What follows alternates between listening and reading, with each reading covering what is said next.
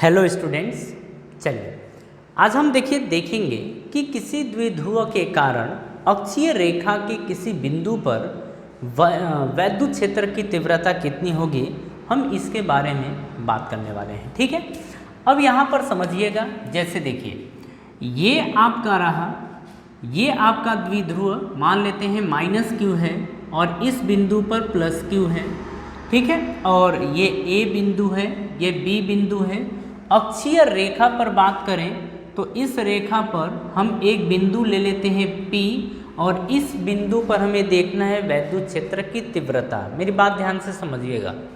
आप लोगों को एक बात पता है कि अगर प्लस है, प्लस आवेश है, तो प्लस आवेश के कारण वैद्युत क्षेत्र इधर की तरफ होता है। ठीक है, अच्छा इससे पहले एक चीज़ समझ लेते हैं। हम ये ले लेते हैं कि दोनों के बीच की दूरी ना 2a है। आप ऐसा मान लीजिए कि दोनों के बीच की दूरी 2a है। इसके a और b के मध्य बिंदु पर, मतलब बीच में एकदम मिड पॉइंट पर एक पॉइंट ले लेते हैं अपन q। अब यहाँ पर समझिए, q से हम p की दूरी देखेंगे। मतलब इसमें ऐसा ही होता है, हमको ऐसा ही करना होता है कि हम q से p देखेंगे। अब देखिए, मान लेते हैं कि q से p की जो दूरी है ना, वो x यूनिट है। कितनी है? x unit. ऐसा मान लेते हैं। एक बात समझिए कि अगर a और b का मध्य बिंदु ये है, a और b के बीच की दूरी अगर 2a है, तो a से q की दूरी क्या a के बराबर होगी? तो आप कहेंगे हाँ होगी। क्या q से b की दूरी a के बराबर होगी? तो आप कहेंगे कि हाँ होगी। ठीक है, ये होगा। अब मेरी बात ध्यान से समझिएगा। हम ना कुछ चीज़ों को पहले ही समझ लेते हैं। जैसे कि अब हम देखते हैं। देखिए, हमको देखना है कि B के कारण P बिंदु पर वैद्युत क्षेत्र कितना होगा। A यानी कि -q के कारण P बिंदु पर वैद्युत क्षेत्र कितना होगा, ये अपने को देखना है। समझिए, हम कहेंगे कि Q के कारण P बिंदु पर वैद्युत क्षेत्र की दिशा किधर की तरफ होगी, तो इससे दूर की तरफ होती है, ये आपको पता है। मतलब हम बात कर रहे हैं कि वैद्युत क्षेत्र किसके कारण? B वाले, यानी B वाले बिंदु के कारण किस पे? P पे। मतलब P पर किसके कारण? B के कारण। तो उसकी दिशा ये होगी। ठीक है, अब इसके बाद बात करते हैं कि A पे यानी -q है, तो -q के कारण P बिंदु पर वैद्युत क्षेत्र किधर की तरफ होगा? तो माइनस है तो वैद्युत क्षेत्र इसकी तरफ होता है। यानी कि हम बोलेंगे वैद्युत क्षेत्र P पर किसके कारण? A के कारण। ये चीज़ होगा। कहानी समझ में आ रही है? तो अब ध्यान से मेरी बात समझिएगा। आपको फॉर्मूला पता है कि वैद्युत क्षेत्र होता है K/r² ना। r² का मतलब कि दूरी, मतलब P बिंदु की दूरी किससे देखना है। अब वो देखिए, अगर हम बात करें EPA के लिए, तो आप बोलेंगे PA बराबर लिखेंगे Q K P पर बताना है वैद्युत क्षेत्र किसके कारण? A के कारण। तो A पर आवेश कितना है? Q। तो -q भले है, लेकिन माइनस से क्या पता चल रहा है? दिशा। तो आप लिखेंगे KQ बटे में A से P की दूरी कितनी है, तो बोलेंगे AP। तो ये आएगा AP का स्क्वायर। ठीक है, अभी कुछ देर के लिए समझिए। इसके बाद हम बात करेंगे EPB इज इक्वल्स टू, अच्छा PB की बात करें तो B के कारण P बिंदु पर वैद्युत क्षेत्र ये अपने को देखना है। तो B पर आवेश कितना है, तो लिखेंगे KQ बटे में B से P की दूरी कितनी है, तो आप बोलेंगे BP। तो ये हो जाएगा BP का स्क्वायर। बस इसी को अपने को समझना है। ठीक है, अच्छा एक चीज़ है AP और BP समझ लेते हैं। ठीक है, अगर हम यहाँ पर देखें कि A से P की दूरी कितनी है, तो A से P की दूरी कितनी है, तो एक चीज़ आपको ध्यान रखना है कि Q से P की दूरी x है। Q से P की दूरी कितनी है? x है। तो हमें x की ज़रूरत है। अब यहाँ पर समझिए, A से P हम क्या करते हैं, देखिए समझिएगा, AQ कर देते हैं और उसके बाद हम कर देते हैं QP। तो ये ले लेंगे QP। तो ए पी बराबर आपका आ जाएगा ए क्यू, और ए क्यू की वैल्यू कितनी है, तो ए क्यू की वैल्यू है ए के बराबर, प्लस में क्यू पी की वैल्यू किसके बराबर है, एक्स के बराबर, यानी कि ए पी की वैल्यू किसके बराबर हो गई, ए प्लस एक्स। तो ये हमको यहाँ पर यूज़ करना है ए पी की जगह। इसके बाद हम बात कर रहे हैं बी पी। तो बी पी की अगर बात करें तो बी पी बराबर, जैसे मैं आपको समझा रहा हूँ ना, ऐसे ही आपको ध्यान रखना है, ठीक है। हम बात कर रहे हैं बी पी का, लेकिन एक्स आना चाहिए। आप क्या करो ना कि क्यू पी में से आप क्यू बी घटा दोगे तो बी पी मिलेगा। कहने का मतलब है कि मुझे एक्स की ज़रूरत है, तो हम लिखेंगे ऐसे क्यू पी। तो ध्यान से समझिएगा, लिखोगे आप क्यू पी में से आप क्यू बी घटा दो, तो आप घटा दोगे क्यू बी, तो यहाँ से बी पी बराबर बचेगा क्यू पी, और क्यू पी की वैल्यू कितनी है, एक्स के बराबर। तो एक्स माइनस, अच्छा क्यू से बी की दूरी ए है, तो ये हो जाएगा। कहने का मतलब ये है कि ये बात आपको ध्यान रखना है कि ए पी की वैल्यू होगी ए प्लस एक्स और बी पी की वैल्यू होगी एक्स माइनस ए। अब यहाँ पर आप ना इसको लिख लो। अगर हम बात करें ई पी ए की, तो ई पी ए बराबर आप देख रहे हैं के क्यू बटे में ए पी का स्क्वायर, और ए पी की वैल्यू आप देख रहे हैं ए प्लस एक्स। तो आप लिखेंगे यहाँ पर ए प्लस एक्स का होल स्क्वायर, ये लिखेंगे, ठीक है। इसके बाद हम देखेंगे कि ये E B P B is equals to आप लिखेंगे के क्यू बटे में, अगर बात करें बी पी, तो B P X minus A है, तो लिखेंगे एक्स माइनस ए, ठीक है, का स्क्वायर। एक चीज़ समझिए, यहाँ पर x माइनस ए है, तो हम ना इसको x प्लस ए कर लेंगे, कोई दिक्कत नहीं होगी, ठीक है। आप इसको ना कर लो ताकि हम कैलकुलेशन अपना अच्छे से कर सकें। x प्लस ए का होल स्क्वायर ये कर लो। देखो यहाँ पर a प्लस एक्स हो या x प्लस ए हो, दोनों ठीक है, दोनों एक ही चीज़ है, ठीक है। इतनी बात समझ में आ गई। मतलब ई पी ए और ई पी बी की वैल्यू हमको मिल गई है। इतनी बातें खैर आपको ध्यान रखनी है। देखिए, अगर आप इन छोटी छोटी बातों को ध्यान नहीं रखेंगे ना तो फंस जाएंगे, और अपने को फंसना नहीं है, अपने को अच्छे से समझना है, ठीक है। चलिए, अब यहाँ पर मेरे को ई नेट कैलकुलेट करना है। मतलब ये कैलकुलेट करना है कि पी बिंदु पर नेट, यानी कि नेट वैद्युत क्षेत्र कितना मिलेगा। आप देखिए लिखेंगे, इन दोनों को ऐड कर दीजिए। आप लिखेंगे ई पी बी प्लस में, अब देखिए अगर हम वैद्युत क्षेत्र की बात करें तो वैद्युत क्षेत्र एक सदिश राशि होता है।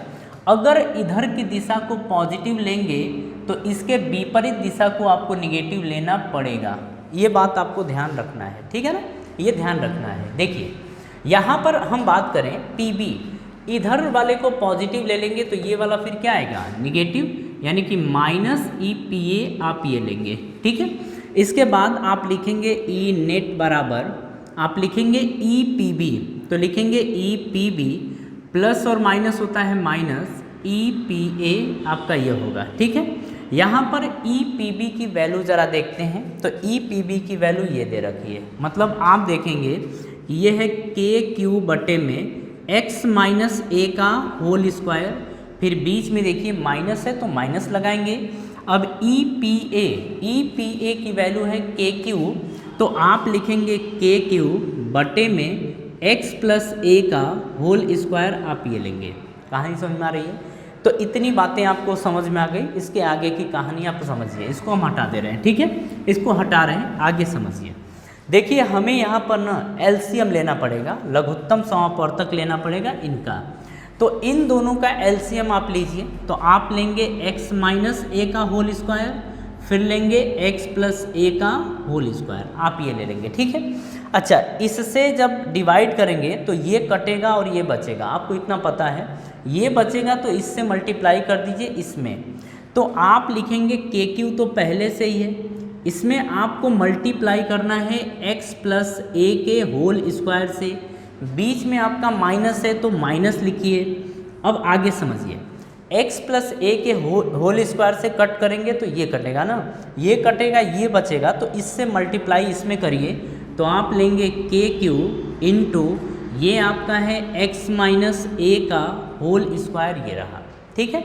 अब यहाँ पर आप ना मेरी बात समझिएगा, ये आपका ई नेट है, तो आप लिखेंगे ई नेट बराबर, अब यहाँ से देखिए दोनों में के क्यू कॉमन दिख रहा है, मतलब यहाँ भी के क्यू है, यहाँ भी के क्यू है, तो कॉमन ले लीजिए। तो यहाँ से के क्यू कॉमन ले लेंगे, अंदर क्या बचेगा, अंदर बचेगा ये देखिए x प्लस ए का होल स्क्वायर, फिर माइनस है बीच में, और फिर ये बचेगा x माइनस ए का होल स्क्वायर, ये बचेगा।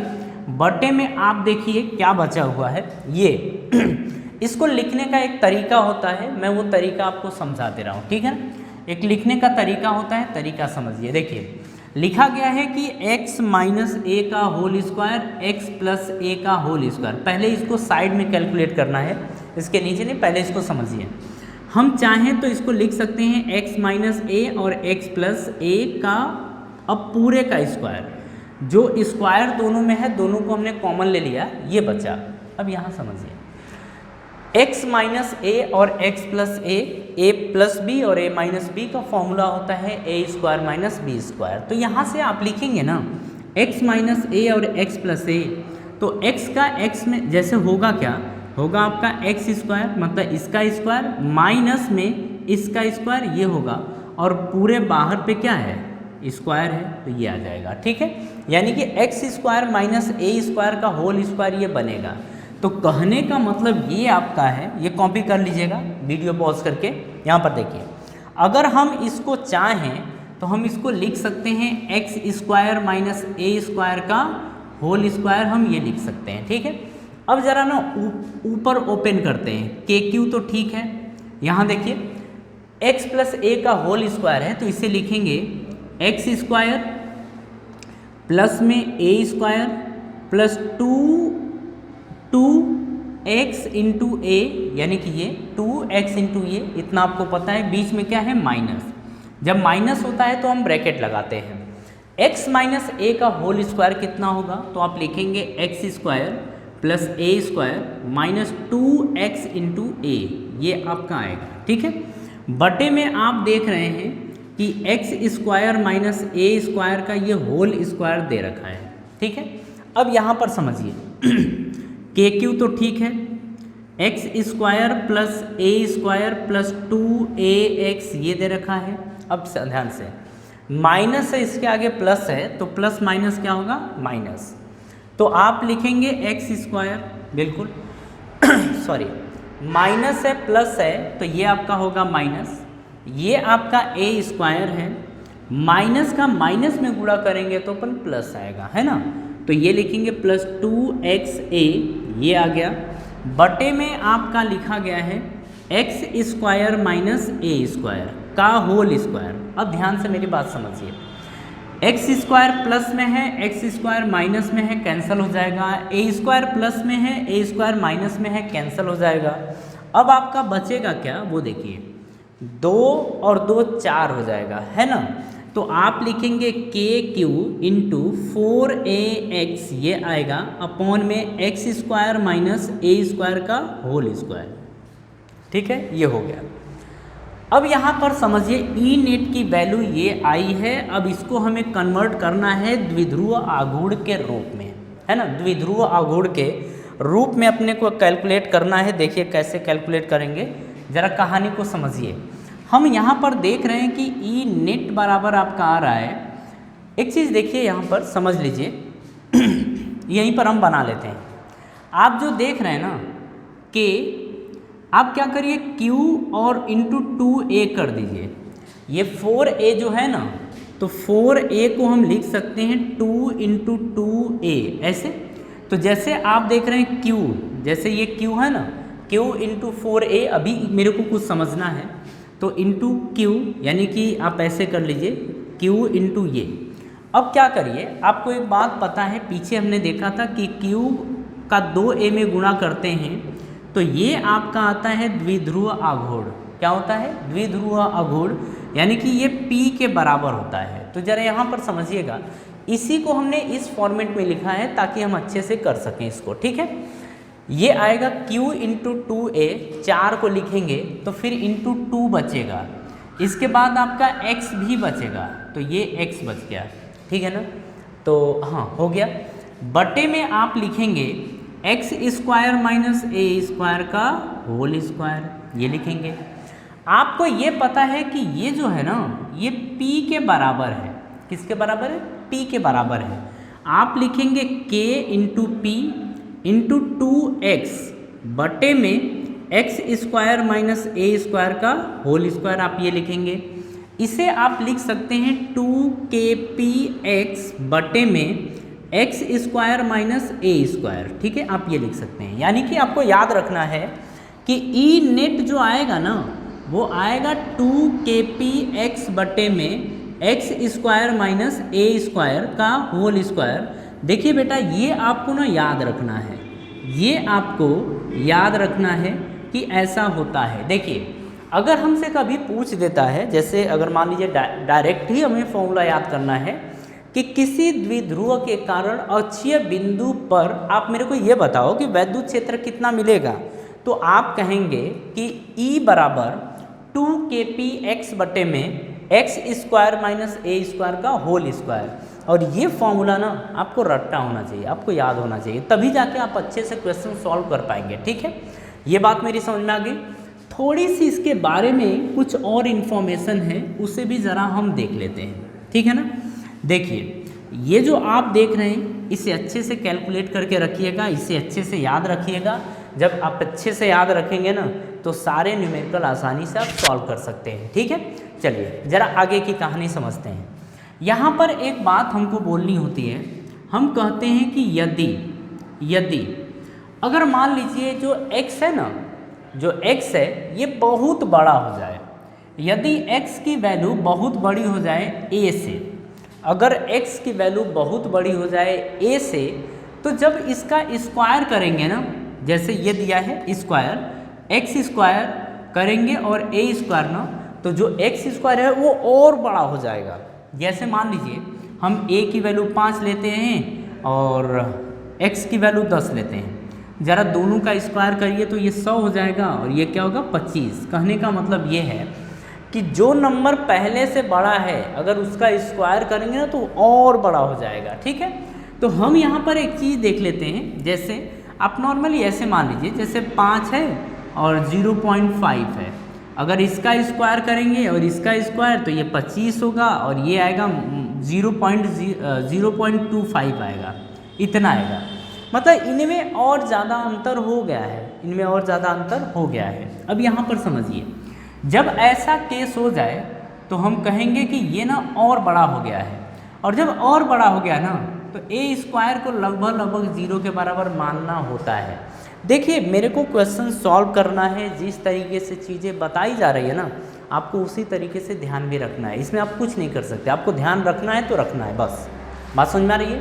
अच्छा, इसमें कोई भी ऐसा पॉइंट है जो आपको नहीं समझ में आ रहा होगा? इसमें लगभग सारे पॉइंट आपको समझ में आ रहे होंगे।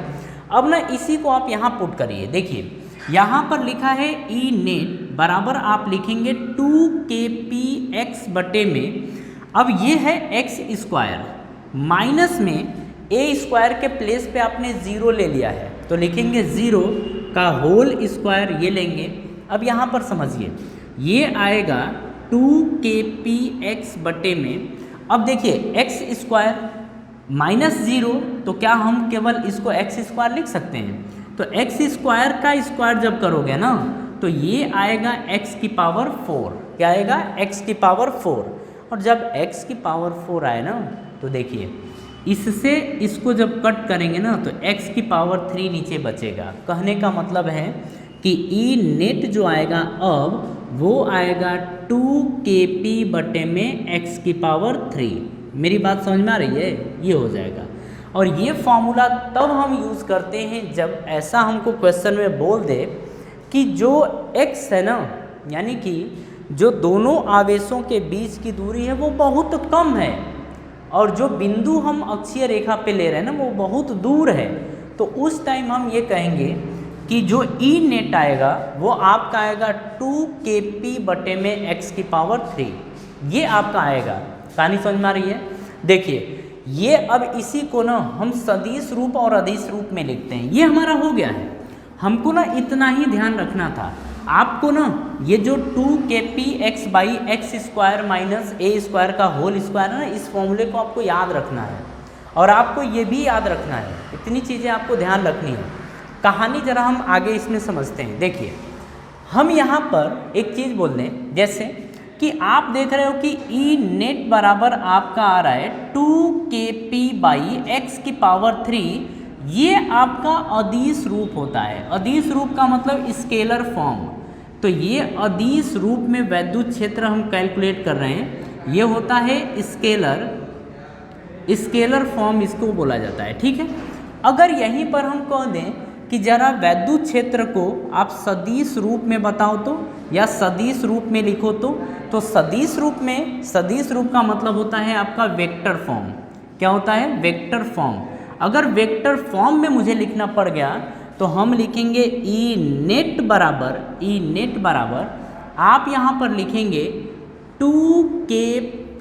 देखिए वेक्टर लिखना होगा तो यहाँ पर p वेक्टर बटे में x⁴, ये होता है आपका वेक्टर फॉर्म में वैद्युत क्षेत्र। ठीक है, तो ये चीज़ें आपको ध्यान रखनी है। ये इतनी टफ चीज़ें नहीं हैं, बहुत सिंपल चीज़ें हैं। इन चीज़ों को अगर आप ध्यान रखेंगे, और देखिए सबसे अच्छा तरीका ये है कि आप ना खुद 1-2 बार प्रैक्टिस करिए इसको, और जो ये फॉर्मूले हैं ना, इन फॉर्मूलों को आप डायरेक्टली रट्टा मार दीजिए, मतलब समझते हुए डायरेक्टली रट्टा मार दीजिए। ये आपको याद होना चाहिए। बात समझ में आ रही है? जब याद रहेगा 2-3 बार डिराइव कर लोगे, खोपड़ी खुल जाएगी, उसके बाद काम हो जाएगा। बात समझ में आ रही है? तो देखिए, इस वाले वीडियो में हम केवल इसके बारे में, यानी कि अक्षीय रेखा पर देखेंगे। जो हमारा इसके बाद का वीडियो है ना, वो निरक्षीय रेखा पर देखेंगे। ठीक है, तो चलिए आप सभी लोग अच्छे से डिराइव कर लीजिएगा, और हम मिलते हैं आपसे नेक्स्ट में। और आप सभी लोगों को धन्यवाद।